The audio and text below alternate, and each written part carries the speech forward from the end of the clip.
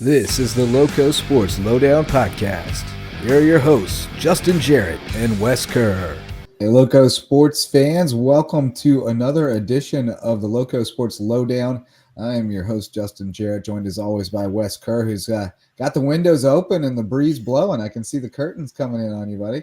That looks nice. It's a beautiful Lowcountry day, beautiful time of year, and great time of year for local sports because we've got high school football really heating up, although we've got a weird schedule this week. Not many home games, but some big ones on the road.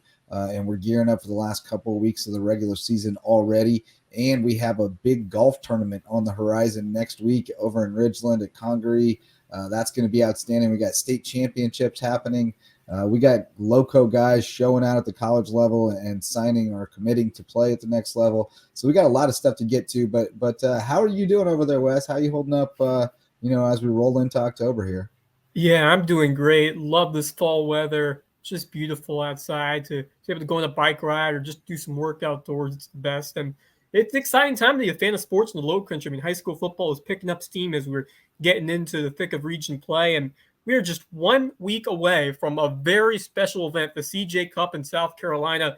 And just in today, the world's #1 golfer and the last two winners of the Masters are coming right here to Congaree Golf Club in Ridgeland to be a part of this. Unbelievable honor here for golf in the Lowcountry, and I cannot wait to experience that in just a handful of days. And we'll get to more of those names in a bit. But man, exciting stuff coming up from Congaree, and I'm doing great. Lots of big things going on. Love this time of year. Just beautiful weather outside and nonstop local sports action and sports action in general. If you're a fan, getting the division series started in baseball, and a lot of Braves fans are listening to this one. They just started their series against the Philadelphia Phillies. So if you're a baseball fan, great time of year as well. But I'm headed to Buford Academy this Friday for a big clash with Thomas Hayward on the football field, and also getting back to USCB soccer. 3 games over this next 7-day span at home for the USCB Sand Sharks, off to a terrific start, already 9 wins, going for number 10 this week. So a lot going on, and I'm sure you keep busy as well, especially with your time coaching baseball. And you might take a little trek out to PD Academy this weekend, so that could be fun. And then after that's going to be time to get the band together at Lowco Golf to talk some CJ Cup. Yeah, man, it's been a wild fall anyway, but it is going to be a real scramble the next couple of weeks. You said it. I might go to the PD Hilton Head Christian game. I think I'm planning on popping out there if all goes well, because we'll be up in Myrtle Beach to play at the Ripken Experience this weekend. So I already did the MapQuest, not MapQuest anymore, but I did the search the ways. It's about an hour from the hotel to PD, so I figure that's time well spent to go see what could be maybe the top 2 teams in skis of 3A going toe to toe, and finally on PD's turf. I think they always have to come down here, it feels like, and play Hilton Head Christian and even Thomas Hayward before that. It seems like they're always playing in our neck of the woods. So I just happen to be up there, so I think I may make the trek over there, provided all goes well. But it's been fun coaching baseball. We're getting down to it. We've got 2 tournaments left in the fall that we've been building up toward with Ripken, and then going to Lake Point in Atlanta, where these both places we're going to see some serious competition and probably get humbled a little bit. But that's part of what it is showing them what it looks like, and then helping them figure out how to get there. So hopefully we show well and maybe surprise some people and make a run. But if not, then we'll know what we need to do to get better. So really looking forward to that. And you hinted at it, Wes. The big news of the day today is, and we expected that it would be coming in the next day or two, another field update from the CJ Cup. And it's a big one. The world #1, Scotty Scheffler, is coming to Ridgeland, to the Congaree Golf Club, the CJ Cup next week. And he's not the only one. I mean, some other big names in there as well, including Victor Hovland, Hideki Matsuyama. We're talking big names. Who am I missing? There's one other. Matthew Fitzpatrick. Yeah, Matt Fitzpatrick. So like you said, last 2 winners of the Masters. Really awesome group, and that joins a group that was already quite impressive with Rory McIlroy and Colin Morikawa and Justin Thomas and Siwoo Kim, and we can go on, but you're getting the point that this is going to be a world-class field in Ridgeland, and it's starting to get real with it coming next week. Yeah, I mean, we're just a week away from opening the curtain to the golfing world once again at Congress Golf Club, and this field just keeps getting better and better. Just an incredible lineup that is now punctuated by the world's number one golfer, and that's right, because Scotty Scheffler, the reigning Masters champion, is coming to the Lowco. We are in for a treat because that is now 5 of the top 10 golfers in the world at Congress in a week from now. I mean, alongside Rory, Colin Morikawa, Justin Thomas, now Matt Fitzpatrick. Just a magnificent year for the 26-year-old Scheffler. 4 PGA Tour wins, 9 top 3 finishes, just outrageous stuff.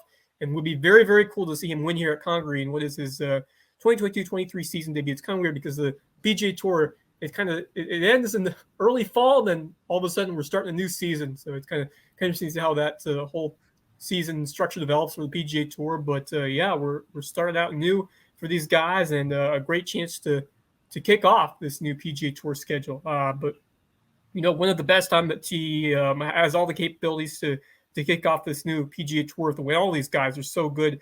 Matthew Fitzpatrick, who won the U.S. Open this year, another guy who absolutely can win this thing. And alongside these two Masters champions, we mentioned Scheffler and Hideki Matsuyama, who really wowed the golfing world with what he did at Augusta a year ago. Proved himself to be one of the world's best. What a treat this is. I mean, one of my favorite guys who I've been able to watch play right here in the Lowcountry, and now I'll be able to do that for real. And, last but not least, Victor Hovland, who is right outside the top 10, number 11.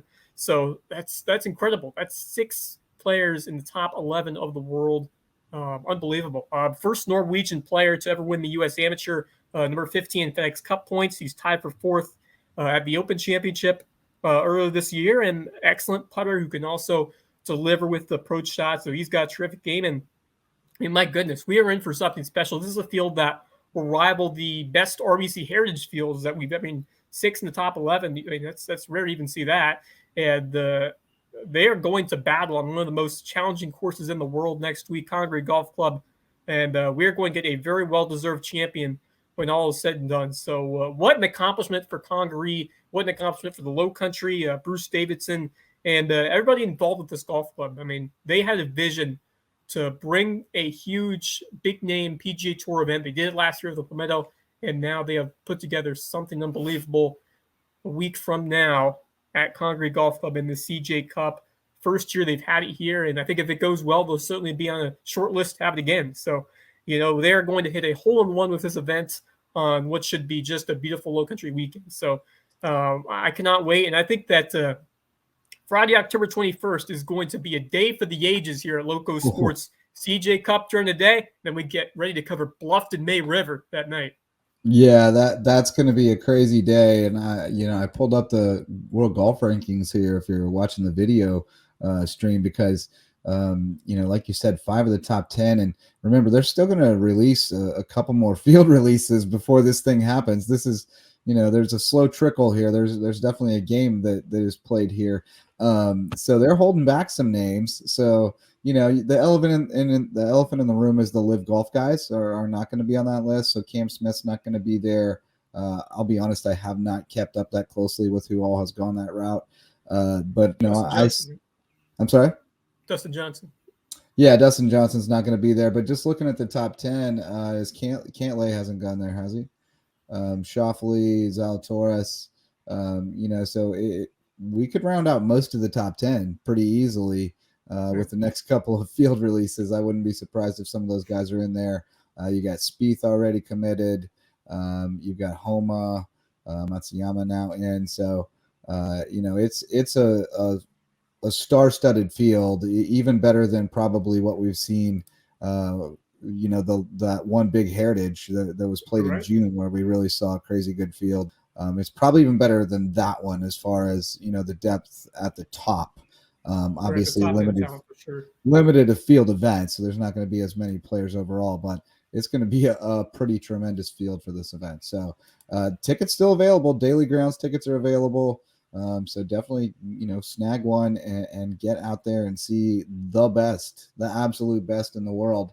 And let's keep it on golf, Wes, and talk about not the best in the world, but the best in the Lowco, and some of them aspire to be the best in the world and have a shot, if they keep on their current track, because we got some serious golf talent here. Hilton Head Prep taking its 4th straight Skiza girls title. May River winning its sixth region title in 7 years. They did lose one in there, and they're the 2-time defending Class 4A state champs. So some serious high school golf talent, and we're going to talk with one of them in just a little bit, Bridget Wilkie, the individual medalist. But there's not much more to be said about how impressive the girls' golf talent is here. But once again, the depth continues to show, and Hilton Head Prep and May River are the cream of the crop. Yeah, I mean, congratulations to both. Hilton Head Prep bringing home yet another state title. Truly remarkable. 4 years now in a row.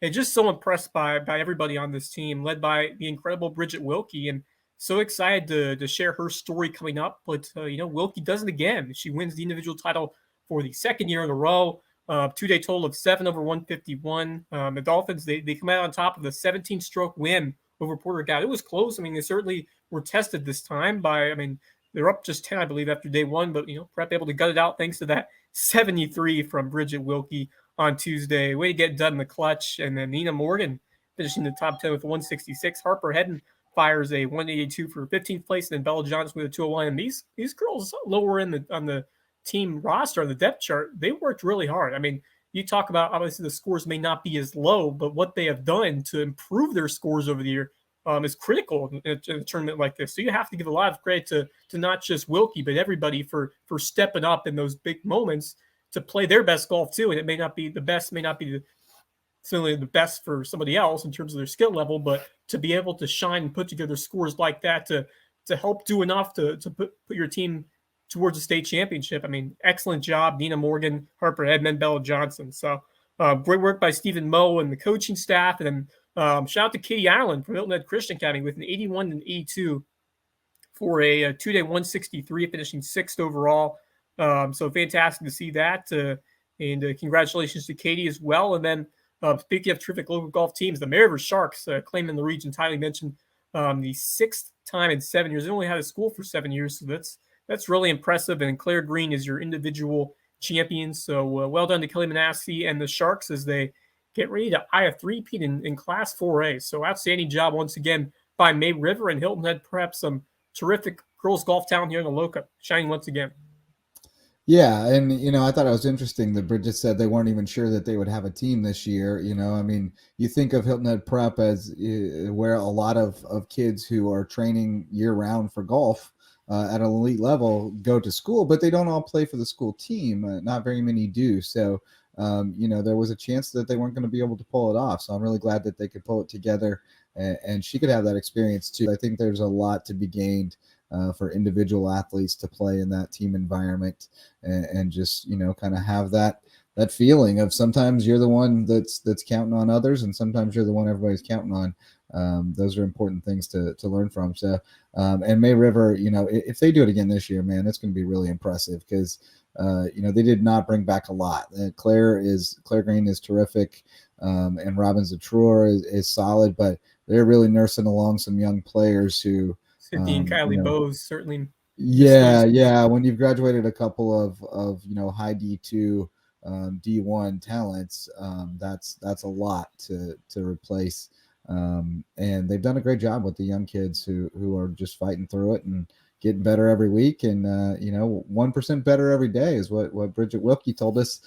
So let's just listen to some of her wit and wisdom instead of me trying to boil it down. So let's get into it now, Wes, with Bridget Wilkie here on the LowcoSports Lowdown.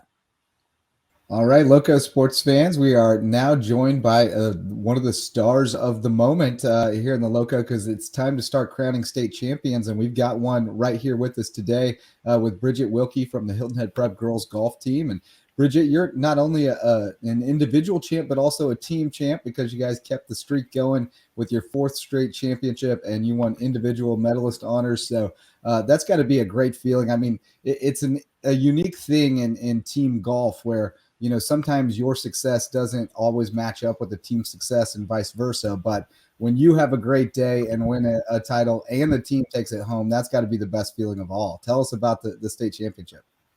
Yeah, it was amazing. We weren't really sure if we were going to have a team this year, so we were even lucky to just go. And so we just tried to have fun out there. And had a great day on the last day, and the girls played well, so it was a really great feeling. And I'm sure that's got to be rewarding for you as a leader of this team to see those girls around you grow. Tell me about how you all improved as a team and got to this level to get to where you are now as state champs. Yeah, so we kind of started out kind of a month before states and just started practicing together and playing a couple of matches. And a couple of girls on our team are newer to golf, so practicing as a team was really beneficial to all of us just to get better and grow. But kind of as we were more comfortable, we were able to perform as a team. Very good. And you're kind of new to the Lowcountry. I mean, you've been here for a couple of years now, but came down here to really to try to continue to chase that dream of playing golf. And you're a Canadian, so, you know, harder to play golf year round there. Not quite as much access to the world-class golf courses that we have around here. So, you know, tell me about your transition coming to the Lowcountry, how excited you were to make that move, and what a difference it's made in your game.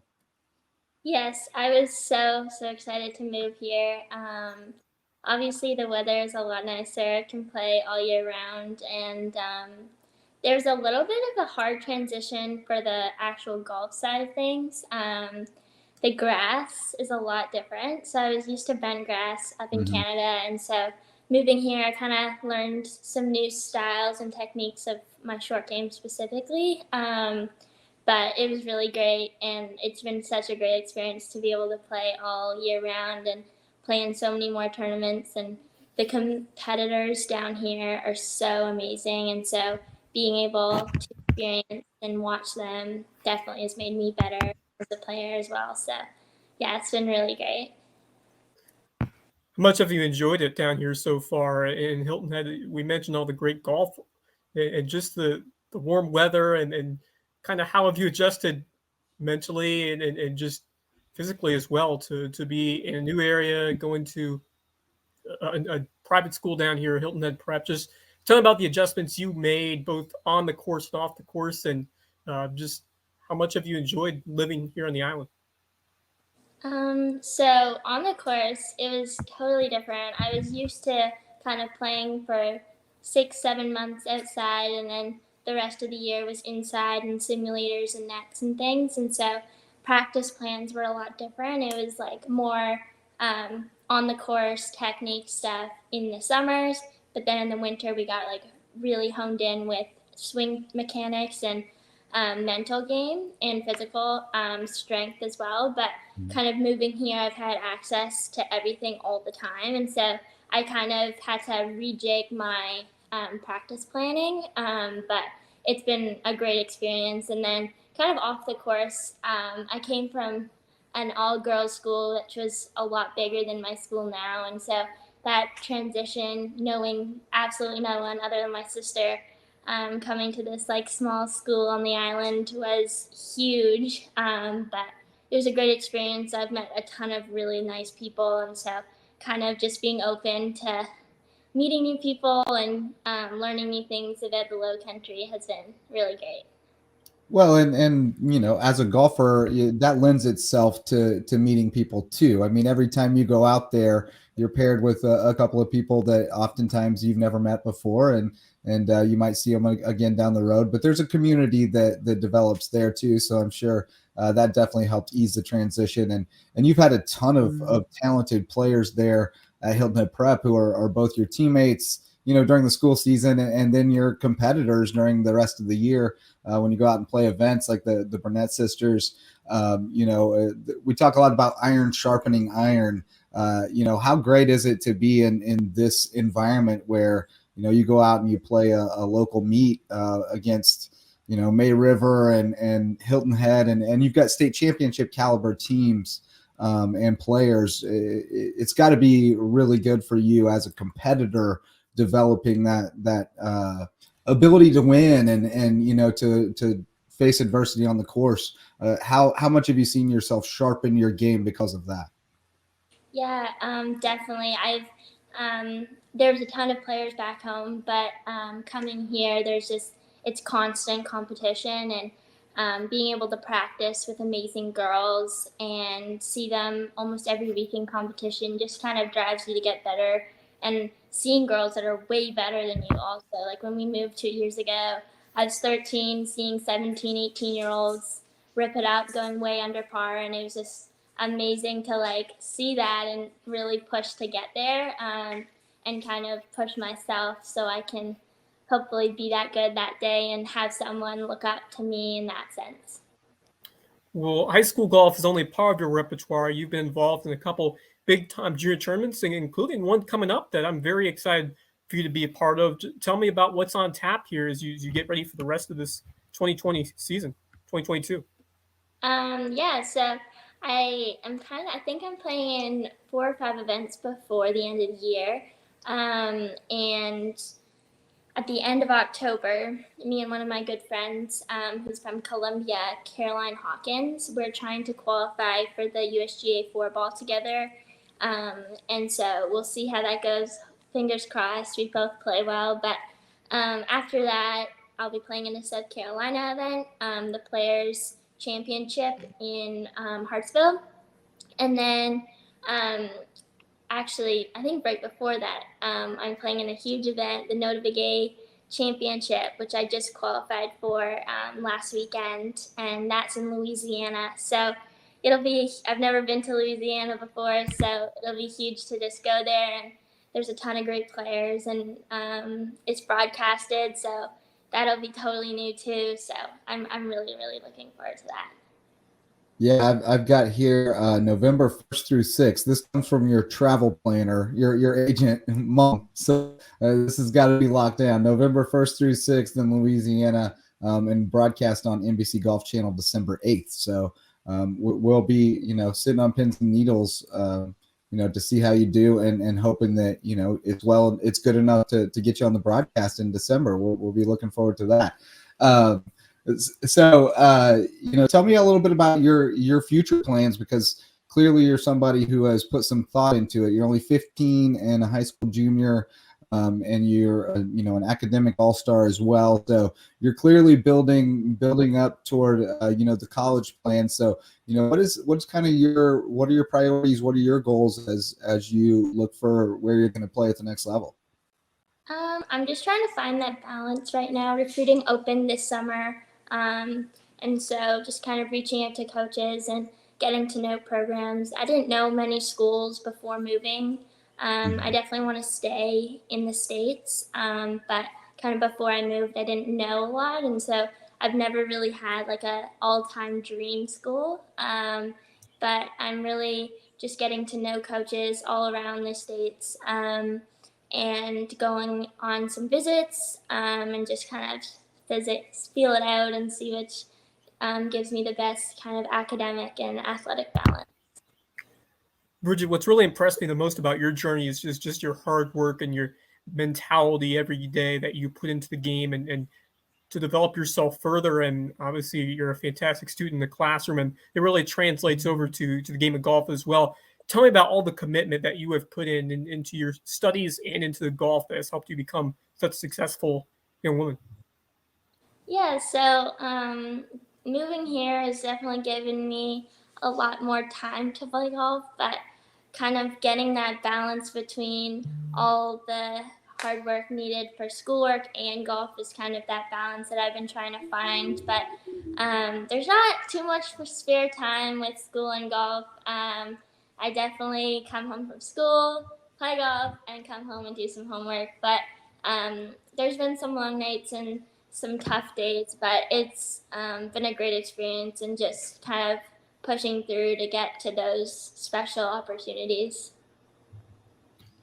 You've also seen your sister go through this process. What did you learn from her experience? Do you think that you will, follow her? Do you want to go to the same place as her, or do you think that's definitely not something you want to do, or have you crossed that bridge yet?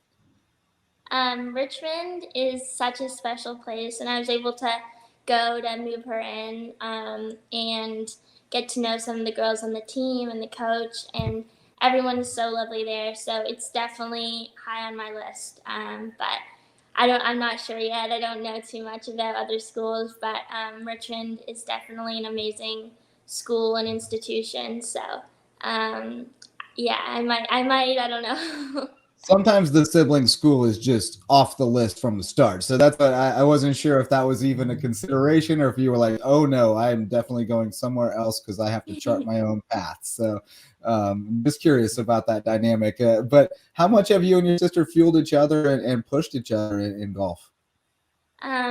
We are definitely each other's best friends, and so we've done everything together for our entire lives.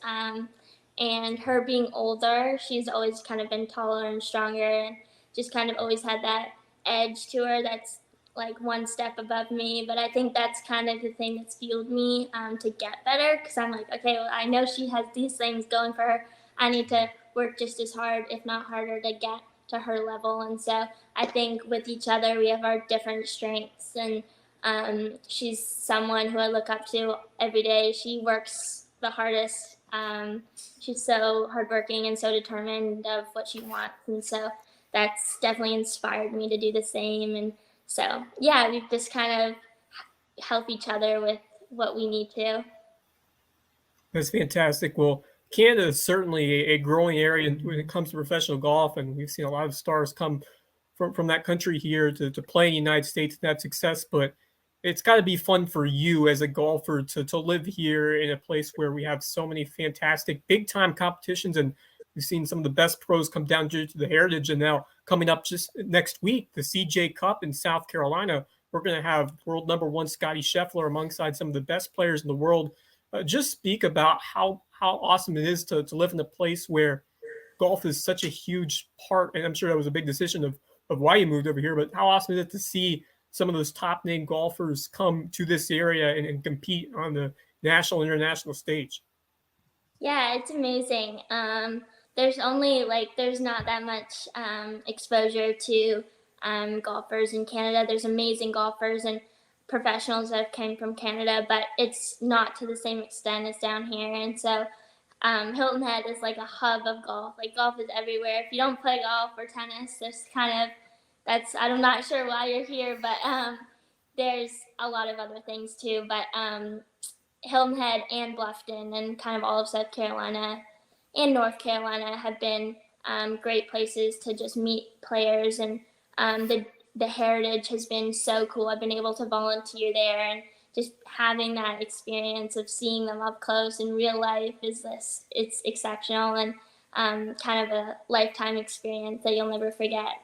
Yeah, just following up on that, do you have any favorite stories from your time volunteering at the Heritage?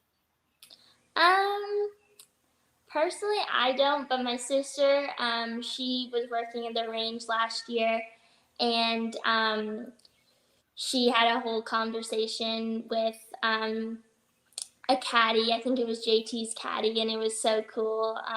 I was able to kind of wave and smile, but nothing that close. And so, yeah, it's really cool. A little starstruck on the range. It's definitely jarring the first couple of times that you're around it, and you're like, whoa, there they are right there. In real life. It's like cartoon characters come to life or something. But definitely the experience of being around it at a young age when you aspire to play at a high level, I would imagine is really cool for you, just to be able to see. I've always been amazed at the guys on the range at the PGA Tour events, and just the diligence and the discipline that they have to go back out there after their round and pound balls for hours. And I'm sure seeing that up close and personal, drives home to you that there is no magic formula. You put in the work and you get out the results, and you've learned that firsthand. But what kind of advice can you give to other kids who are maybe not as far along on the curve as you are, about what kind of work it takes to get to that level and make difficult look easy? I would just kind of say that, like, I've kind of used this mentality for the last 2 years, just trying to get like 1% better every day, and kind of being really specific of what you want to practice that day, not just kind of going out to the range and hitting balls for 2 hours, because I found that doesn't really get you much better. But if you really have a practice plan and a goal for each practice, then it's a lot better use of your time, and you can really see those results in the long run. Be intentional and practice with purpose. Definitely. I love it. I love the mentality. And in terms of your own specific game, what would you like to see from yourself as you get ready to make those steps in the next few years towards the level you want to achieve?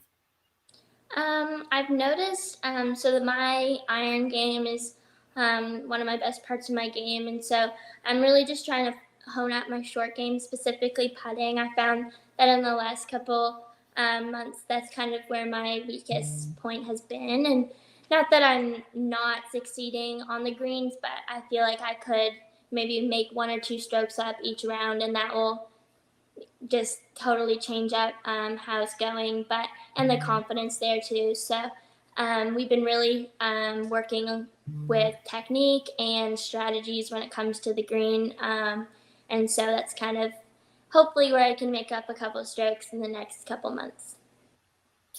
And yeah, I mean, you already gave us your schedule. You've wrapped up your high school season now, and you're going into shifting gears. Is there really any change for you as far as that goes, or is it you're still just kind of it's business all the time? It doesn't really matter what shirt you're wearing when you show up to play, right? Yeah, I'd say so. I mean, the dynamic is a little bit different when it comes to the high school season. We just because the girls I don't usually see on a regular basis outside of school golf. Some of them are younger than me, and most of them I don't see in tournaments outside of school. So it's a different environment, and with our school coaches, Papa and Mr. Mo, they bring a whole nother energy to the team, which is amazing. But I love it on the team, but I also love kind of getting in my zone and doing it by myself too. Bridget, you have played in the Sea Pond Junior Heritage, correct? I have twice. Tell me about your experience of playing Harbortown specifically. Harbortown's an amazing course. It's so beautiful and very challenging. Unfortunately, the 2 times I've played it, it's been horrible weather. It always seems to fall on the worst weather weekend of the whole year. It's always freezing cold and raining. But Super Bowl Sunday, it's always awful. yeah, it's always crazy, but it's always nice to play it and have that challenge, and see the girls that really thrive in those conditions are amazing. I'm hopefully going to play in it again this year and see if I can kind of battle it out with the weather, but both Atlantic Dunes and Harbortown are exceptional courses and always in great condition for the time of year. So just being on that stage that I know that so many professionals have been on before is so cool, and just like, oh my gosh, these people have been here, I'm here too. It's amazing. Yeah, I mean, sometimes you actually have a shot that you've seen somebody you admire hit before, and you have that frame of reference, and that's just so cool. So, but that's a good segue. What are your favorite courses in the Lowcountry? You've had a couple years now to feel it out. Do you have like a favorite that, you know, if you could wake up in the morning and go play that one every day, that would be the one? Oh my goodness, that's so hard, but I practice out of Colleton River, and there's 2 courses there, the Pete Dye course and the Jack Nicklaus, and they're both exceptional. They both have waterfront views and always in amazing condition, and I love those courses so much. But if I had to choose 2 courses other than those 2, it would probably be Trechessie and Secession. They're both amazing courses, and I've been able to get onto them with some friends and stuff, and oh my goodness, they're both incredible. You've got good connections and good taste. Those are good ones for sure. Which Dye or Nicholas though? I mean, you got to pick. I personally like the Dye better. Yeah. It's a style of course I don't usually play, and you don't really see too many courses like this, and it's so pretty, and the back 9 is almost all on the water, and so the views, especially when it's like later at night or in the morning, are exceptional. I believe that's where they filmed a lot of The Legend of Bagger Vance, right? Yes, Yeah. they did.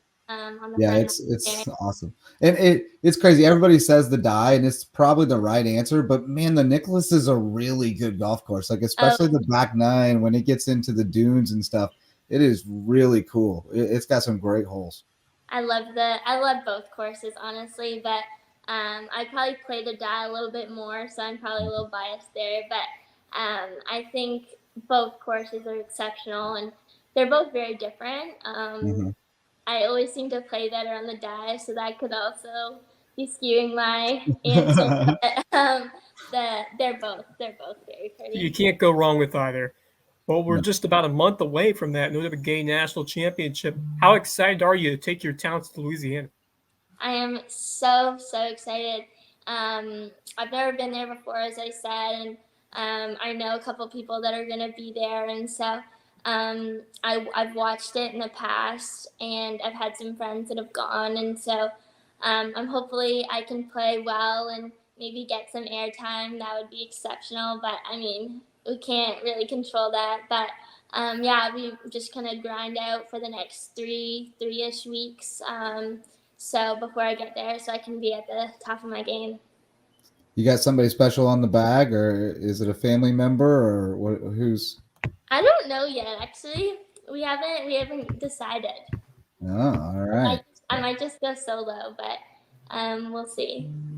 All right. Well, we look forward to getting an update after that tournament, and then hopefully watching the highlights on Golf Channel. So, thanks so much for joining us, Bridget. It was great to get to know you a little bit better and introduce you to our viewers, and because we'll definitely be keeping tabs on you over the next couple of years as you continue this journey. Thank you so much for having me. All right. Thanks to Bridget Wilkie. We'll be right back with more here on the LowcoSports Lowdown. All right, Wes. Well, Bridget was absolutely fantastic. We say it almost every week. That's one of the best interviews we've ever done. But once again, I mean, this kid knocked it out of the park.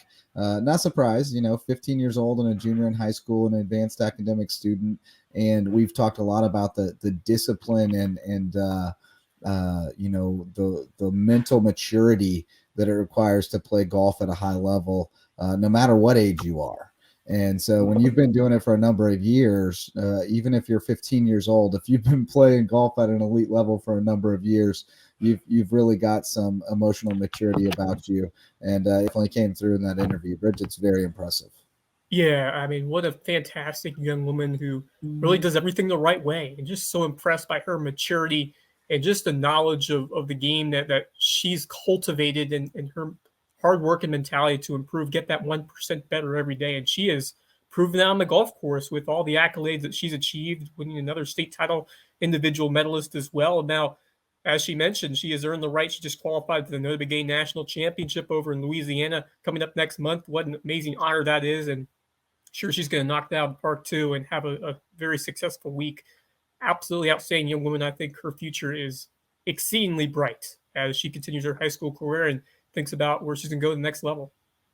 Yeah, she is something else, to say the least, and I'm really excited to be connected to her now and be able to keep better tabs on her because she's going to be doing big things for sure here in the next couple of years. And her sister Olivia, also a terrific player, and now at the University of Richmond. So we'll keep an eye on her as well. As we haven't had a big LPGA breakthrough from the Lowco, really in a while, going back to like the IJGA kids years ago. So it would be awesome to have a local, trying to make it on the tour, just like Bryson Nimmer on the men's side.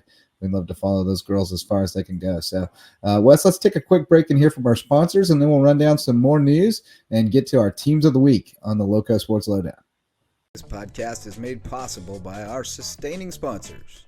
Our original sponsor, Mickelson Law Firm, the official real estate attorneys of LowcoSports.com. Go see Ryan and Tiffany and the Mickle Squad for all your legal needs and support the local businesses that support Lowco. Local Pie, official pizza sponsor of Lowco Sports. They sling the best pies in Bluffton and on Hilton Head, but don't sleep on the mac and cheese. Star Home Services, official residential cleaning service of Lowco Sports. Sometimes you just don't want to clean. Call on Carla and her amazing team to do the dirty work at a great price and tell them Lowco sent you. 843 Sport, the official training center of Lowco Sports. No matter your game, 843 Sport is the place to take it to the next level. They're bringing all the area's top trainers and some of the best elite travel teams from various sports under one roof at 843 Sport. DDS Web Design, the official SEO experts of Lowco Sports. If you have a business and you want to get found, look no further than DDS. They can build an attractive and effective website loaded with all the cutting-edge SEO tools you need to show up where people are looking, on Google. Dave and Denise will get it done. Additional support provided by Cannon Specialty Services, Bluffton Pest Control, Next Move, The Fit Club in Belfairtown Village, and our Patreon members. Join today for $1 or more per month at patreon.com/LowcoSports to get early or exclusive access to our local sports content and exclusive Lowco swag. All right, lots of golf news up top this week, Wes. We're going to have lots of coverage over at LowcoGolf.com as well as here on LowcoSports.com. But let's get into some other stuff, including some football, because we've got some news that goes a little beyond our regular day-to-day coverage of high school football, which you can find on the Lowco Pigskin Preview and Lowco Pigskin Live, as well as all over our website and our YouTube. But some high school football news that comes out of that scope, and that's that Hilton Head's Chris Marable, Wake Forest commit, has been named to the 2022 Shrine Bowl roster for South Carolina. There will be another all-star roster coming out, the North-South game, that will give a lot more seniors in South Carolina opportunities. But this is just the very best in South Carolina against the very best in North Carolina.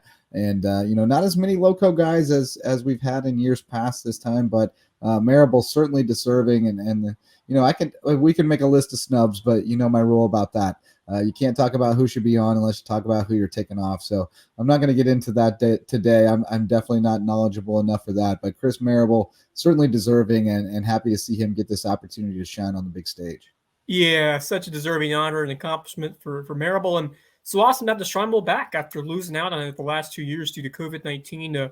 We get it back in 2022, though, and just very excited for everybody on both Team North and South Carolina named to very deservedly to these rosters. And, especially Marable, who I remember hearing Coach Payne's rave reviews in 2021 heading to last year's season of what he could do. And he certainly lived up to the hype. And while BJ Payne has done it again, who is, for Marable, become an anchor of a defensive line that has really become one of the best in this region. And just so excited for Chris and this opportunity he's going to get in December. And we had 4 Lowco stars who were supposed to play in this game last year, including Jalen Sneed. We also had Xavier Chaplin from Whale Branch, DJ Aiken from Bluffton, and then Alvin Wilson from Beaufort.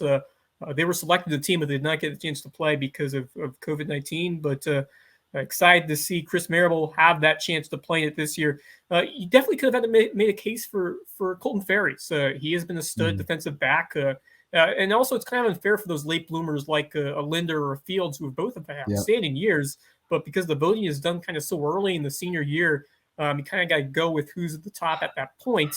But it's definitely hard. You're talking about the cream of the crop of the seniors in South Carolina. It's really hard to distinguish just a few from that list of so many deserving guys. So, and like you said, you have to take someone off if you put someone else on. So that's the hard part about this. But I think I like the list that they came up with. I think they chose the right guys. And like you said, there's a North-South, the Touchstone Cooperatives Bowl coming up, and expect to see that roster coming out in, I believe, next week or so. So hoping to see a lot more of our local guys on that list, but extraordinary honor for Marable. So congratulations. And now the 9th to play in that game in 11 years under BJ Payne. That is impressive. Yeah, that's really impressive. And, there's also politics involved in these things. There always is. Let's not pretend that there aren't. There are guys who, if we don't get him, 2, he's going to pitch a fit. And so he gets 2. And, that happens. And it's part of it. And you got to play the game if you want to get your kids in there a little bit. And there's a lot of it too that is predetermined in a sense because he's signed to a big school, so of course he has to be a Shrine Bowl guy. And So you don't necessarily always get the guy who's having the best senior year. It's kind of like the All-Star game, in baseball, right? Where the voting starts so early that, by the time the All-Star teams pick, the guy's hitting 204 and he's in there, or somebody else is hitting 372 and he wasn't even on the ballot. And so whatever, it is what it is. The thing with awards is it's always better to win them than not win them, but take them with a grain of salt and don't take it personally. Don't. Is the way I look at it. I think Ty France is pretty happy now that this team is still playing the postseason. No. Yeah, no question. No question. Colton Ferries, though, I think that is one that you would say that's a name that should probably be on that list. I mean, you got an App State commit. He's a dude. There's probably some room for him on there. But I think you're right on about Fields and Linder.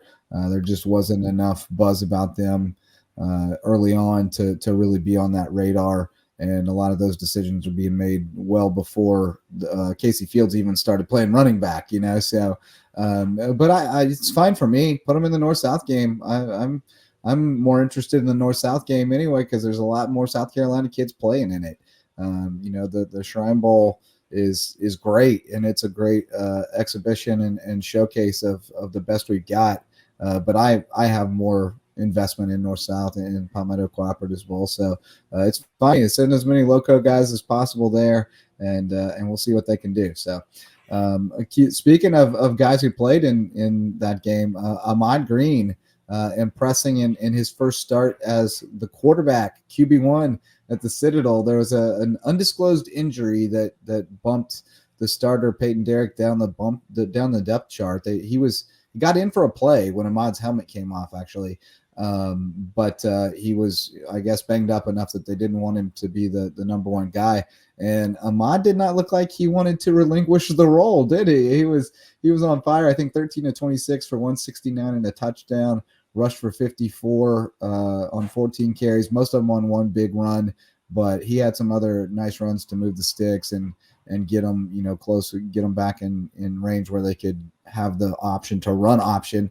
And he gave them something in the passing game that I think they've been lacking. They didn't score for 2 games, and he hit plays down the field, including an incredible touchdown pass. I mean, that was impressive stuff from Ahmad. So, I mean, no surprise from us. I think there are a lot of people whose heads were turned this weekend by Ahmad Green. Yeah, and I'm so proud of that young man. I mean, he's worked for this chance and made us all believers of what he could do. He did that when he was at May River, but he got his chance at the Citadel. He took full advantage. He, as you mentioned, 13 of 26, 169, a touchdown pass, 54 rushing yards.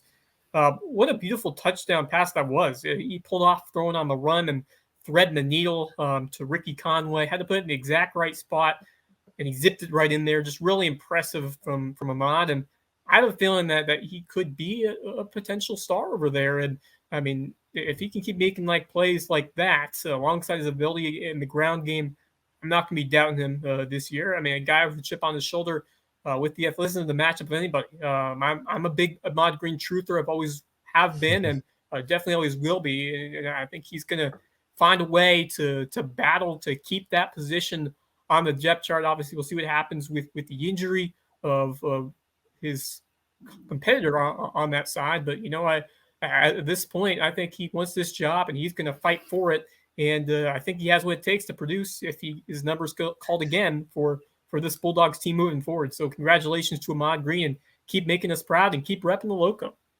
Look like the same old Ahmad Green to me. I mean, the arm looks stronger. He's definitely bigger and bulkier, but he still plays the same. I mean, he feels the pressure. He steps up in the pocket. He makes things happen. He keeps looking downfield until he's past the line of scrimmage or until he knows that run is the move, and gives his receivers a chance to get open and make a play. And he's just got great instincts. He really has great instincts. And I scrubbed through a good bit of the game, trying to find some highlights, which there were plenty to find. And it brought back some memories watching him play. It was good stuff. And I hope they allow him to take the reins a little bit more, because I think it opens up the playbook a good bit, and gives them a chance. So, I don't know what's going to happen there. I think the coaching staff is probably on the hot seat there. So maybe he saves their job, or maybe he's auditioning for the next guy, or for the transfer portal, but Ahmad Green's never passed up an opportunity to make a mark and show what he can do. He's got a chip on his shoulder, and really proud of what he did this week, and looking forward to seeing what he does next time he gets a chance. So let's talk a little bit about some other sports, Wes. Let's talk some swimming, because the Class 4A swim meet was this weekend, and we didn't have any champs this time, but we had a really strong showing overall and across the board. It's often Hilton Head, but the May River girls coming in fourth. Very impressive performance from them. Their 200 medley relay team finished third. Shelby Gurley also got on the podium. And then Hilton Head had some individuals who did very well. Skylar Bruner, a couple of podium finishes, as well as Blaze Minkler. May River, a little bit of a changing the guard, at least on the girls' side, with May River showing this year.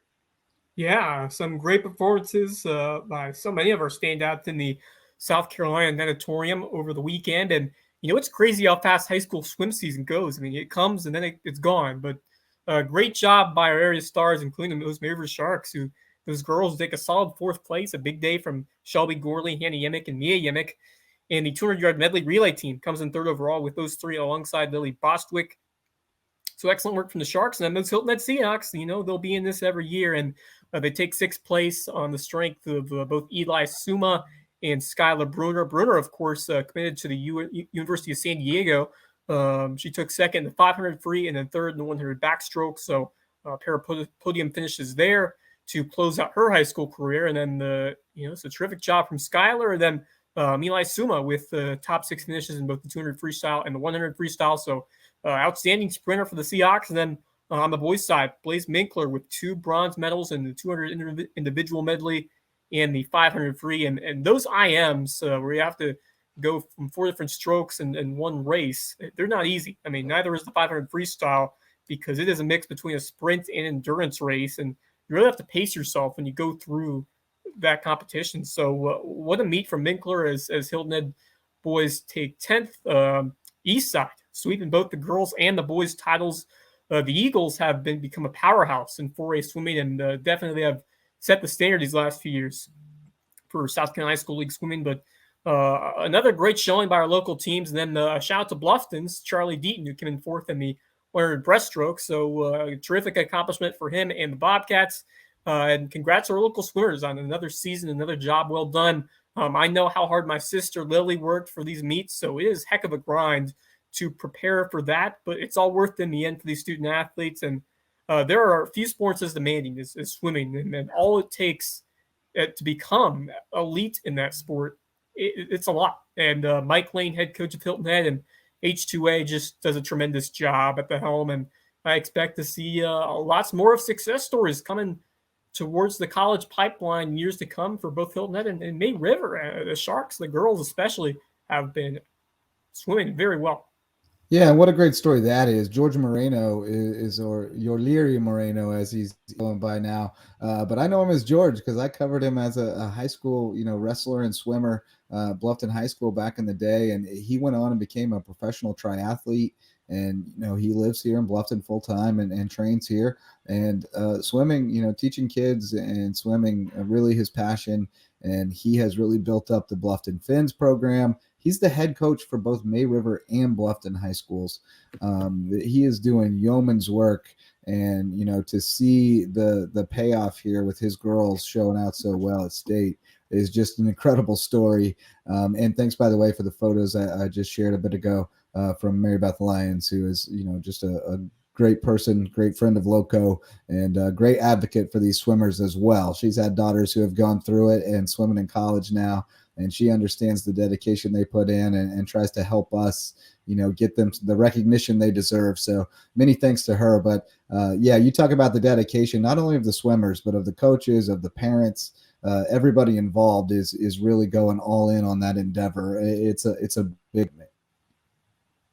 Yeah, I mean, the grind, it takes parents, it takes dedication from these students and the coaches to really cultivate that successful environment. And the Mike Lane's been doing it for years. H2A is doing it for years. And great to see those Bluffton Finns and May River and Bluffton High School provide the opportunity as well for these kids to be successful, because swimming teaches so much. It teaches dedication, it teaches hard work and consistency every day. And it tests yourself every single time you dive into the pool. And I have respect for anyone who decides to take up swimming, and especially for anyone who keeps it going to the college level and beyond. That is very hard to do, and always been proud of what my sister Lily's been able to do for that. So been great, and very excited to see swimming continuing to grow here in the Lowcountry. Absolutely. Shout out to the folks doing it grassroots, and let's get them a new pool in Bluffton. That thing's rough. Let's talk a little bit about USCB soccer, Wes, because you mentioned got a 3-game homestand coming up, and you'll be on the mic, but got a nice win in Peach Belt play, beating Young Harris 2-1. So nice momentum for the Sand Sharks going into this 3-game homestand. Where do they stand as far as the Peach Belt standing shake out and trying to put themselves in position going into next year when they're fully competing? I mean, right now you got to be impressed. Right there in the middle of the pack, picking up some wins. I've been very proud of how they've been able to start off their first Peach Belt Division II campaign, first of those 3 transition years, going from the NAIA Sun Conference now to the Peach Belt. And that was a huge bounce back victory for the USCB program on Saturday after slipping up against USC Aiken. And what's looking like a little fun rivalry series going forward, 2 South Carolina squads. They're able to take down Young Harris 2-1, and it was Kenny Harris providing the difference in the match against Young Harris with the game-winning goal from Mari Kalbatin in the 83rd minute. Kalbatin with a goal and an assist in that contest, the all-time leading goal scorer in Sand Shark program history. Not surprised there. She has been an absolute star for her time in a Sand Shark uniform. And then what a huge game to get after that 1-0 loss to Aiken. They just couldn't find the offense. And I love the effort from this team on the road. And now they come back to Finland Field for a big-time 3-game homestand. They'll take on Flagler tomorrow. That's going to be a tough test against a really good Saints team. And then they'll host Lander on Saturday, and then they'll close up home schedule against North Georgia, which is a game that was rescheduled after it was initially postponed due to Hurricane Ian. So 3 big-time games for this USCB squad, and a chance to get that 10th win tomorrow, which would be a heck of a feat for Jay Harris right now at 9-3, and this group for their first year playing a full D2 Peach Belt schedule. So much terrific young talent melded together in this lineup, like Kenny Harris, Savannah Page, and then that returning talent in Kalbatin and Sinead by Anderson. And then Emery Worrell has been tremendous between the pipes and net. So this is not a team you're going to want to see in the postseason with how they play defense, that back line, their ability to use their speed to push for a goal at any moment. Love the way they play from the back and create those opportunities, and could be making them something special here in the coming weeks. So it'll be fun to follow this squad the rest of the way and be able to call 3 more home games at Finland Field. Yeah, I mean, 9-3. You're right. NAIA teams definitely don't want to see them in the postseason. They don't know. They're not sure exactly what they're getting, So I think they could be really dangerous in the NAIA postseason. Having played, we talk about teams that play tough non-conference schedules and things like that. They've really, sharpened themselves against some top competition and probably seen some different, styles of play. And they're going to be ready for this. So exciting stuff there. Let's talk a little baseball quickly. Beaufort High star and SEB Prime standout Logan Brutcher making his commitment to Charleston Southern. He's still got another year with the Eagles, but going ahead and making the commitment. He really came on the scene, a couple of years ago during that run. And then last year he was really a standout for Zach Jacobs. Terrific outfielder, swings it great, hard-working kid. I mean, I've been hearing about him from Shane Monahan when I talked for a while, from Toby Colella. The guys that I know over at SEB have been saying, this guy's going to be a dude. And when you commit to Charleston Southern, anybody at the D1 level, as many kids as there are out there who can really play ball at the high school and travel level, when you commit to a D1 program, you're a dude. You've done something. So congratulations to Logan, and congratulations on just getting it out of the way and being able to relax and go enjoy the senior year. Yeah, that's a big relief. Huge for Logan Brutcher, and congratulations on your commitment to Charleston Southern Division I baseball program. Terrific outfielder and pitcher for Beaufort High School, and primarily an outfielder. And he showed out last year for the Eagles with some excellent range and some pop of the plate. I believe I saw class 2024, so I think he's just a junior. So still 2 more seasons to go in the Lowco, and I You're expect him right. to keep improving. So yeah, 2 more seasons. So I mean, very competitive in the Big South. When you look at Charleston Southern, last year they made the conference tournament. Mark McMillan entering his 3rd year at the helm. You know this is looking like a great fit for Logan. I mean, anytime you get a D1 offer, that's a humongous accomplishment. And he's looked the part for Beaufort and should be a very important piece of the outfield. And you talk about that winning culture over there at Beaufort. So many multi-sport stars bringing that football mentality over to the baseball field. So, I love where that Eagle program is headed across the board in so many sports. And I love the move to bring in Zach Jacobs. He's going to do wonders for that Beaufort Eagles team down the road. He's also going to be a Lowco Sand Flea in the Beaufort Men's Baseball League this winter. So looking forward to him on the squad. That's going to be good times. Nice. He'll be our Shohei Ohtani. But no, I love that's Zach Jacobs, by the way, not Logan Brutcher. Logan Brutcher would carve us up in that league, buddy. But yeah, that's awesome. I mean, 2 years left in high school and already committed to Charleston Southern. You hope the coaching situation stays solid there, because that's the one thing that will always screw things up with that early commitment and put you back on the market. But even if something changes, not a binding commitment, he's just got the peace of mind that he's got it squared away. And if things change, he can always change course. But Wes, we're just about out of time. So let's get to our teams of the week and wrap this thing up. And we got a state champ among the midst. I think you might go there, but we'll see. Who's your team of the week this week? Yeah, I'm going to have to go with the state champs here and pick those Hilton Head Prep girls Dolphins for taking home the state title for the 4th straight year. And it's only fitting because our interview this week, one of our best interviews we've ever done. I say that every week, and that means something because Bridget Wilkie was sensational, both in the interview and in that tournament, to bring home both the individual medalist honors and the state title. So the Dolphins get done again for the 4th straight year, and just incredible effort by that coaching staff, Stephen Moe, and that group of girls. I mean, obviously, we said we didn't know if they were going to field a team this year. Certainly, we're having issues getting that team together, but these girls bought in, dug in from the start, and just what a job to fend off Porter Dowd and claim a state championship. So my team of the week, the Hilton Head Prep girls golf team. An excellent choice. And, I'm also going to have to go with a team that we've already talked about, but that's how it goes sometimes, because I got to go with that May River girls swimming team. I just think that, it's really impressive to overtake Hilton Head, even for 1 year. That program has been so good for so long. And to finish ahead of them at the state meet, that's an accomplishment and a milestone for a young program that's been getting better and better. And again, I mentioned it earlier, but Yorleary George Moreno, a grassroots local kid who, started out swimming in that same pool that he's now coaching kids in. That's a story that tugs at my heart. I've seen the work that he's put into it, not only individually, personally, but what he puts into those kids, and to see them get that payoff is terrific. So that's why we do this. We do this for Exactly. these powerful stories. And I mean, that's another one right there. Congratulations, and congratulations to that entire May River girls swim team. I mean, what a spectacular result. Shelby Gorley, Hannah Yemick, Mia Yemick, and Lily Bostwick, all with phenomenal performances, and so many others that have put in the work and have shown that as well. So excellent stuff there for May River Shark swimming. And it's great to see change of the guard.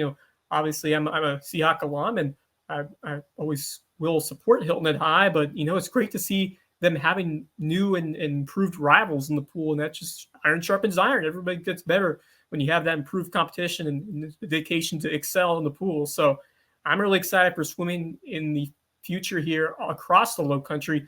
Bluffton should be solid in the coming years. You got May River, Hilton Head, so great competition, great swimming talent across the Lowcountry, and really excited to see where things go from here. But yeah, what a story. Fantastic accomplishment for the May River Sharks, and I think there's a lot more to come over there from the tank. And how many people do you know that would be the head coach for 2 different high schools, just to get more kids the opportunity? I mean, that's a phenomenal story. So we'll have to get George in here one day to tell his story very soon. But that's going to do it for this episode of the LowcoSports Lowdown. Hope you enjoyed it as much as we did. This was a fun one, Wes, and we'll be back next week to do it again. If you appreciate us, you can give us a monthly pledge at patreon.com/ patreon.com/LowcoSports. I will run that across the bottom of the screen for you right now.